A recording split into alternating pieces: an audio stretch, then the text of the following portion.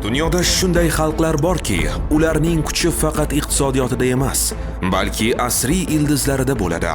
Bugun O'zbekiston deganda dunyo nafaqat xaritadagi bir nuqtani, balki buyuk sivilizatsiya vorislarini, ma'rifat va madaniyat markazini qayta taniy boshladi.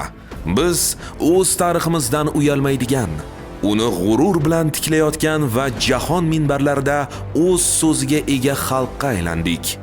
Islohotlar bu shunchaki hisobotlardagi quruq raqamlar emas. Bu kechagina bog'cha nimaligini bilmagan olis qishloqdagi bolakayning bugun rangli qalamlar bilan chizayotgan ilk surati. Bu bolasini o'qitishga qurbi yetmay, umidini uzay degan ota-onasining bugun farzandi talaba bo'lganini eshitib, quvonchdan to'kilgan ko'z yoshlaridir. Biz uchun ta'lim farzandlarimiz qalbida men ham nimanidir o'zgartira olaman degan ishonchni uyg'otishdir.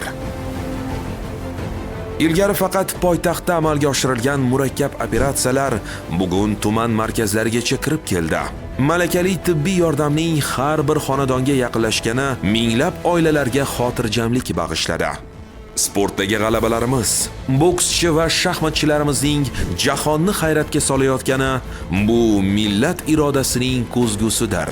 O'zbekiston yoshlari endi dunyoga biz ham bormiz deb emas, biz eng kuchlimiz deb chiqib kelyapti.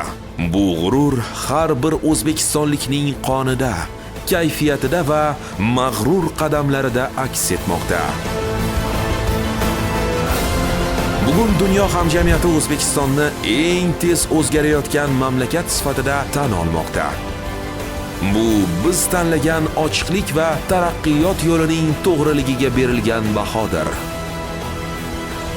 Biz uchun eng muhim e'tirof oddiy odamlarning o'z hayotidan, xonadonidagi yangilanishlardan rozi bo'layotganidir. Islohotlar har bir xonadonning fayziga, har bir oilaning ertangi kuniga bo'lgan ishonchiga aylandi. Bularning hech biri o'z-o'zidan bo'layotgani yo'q albatta. Bu oson kechayotgan yo'l emas.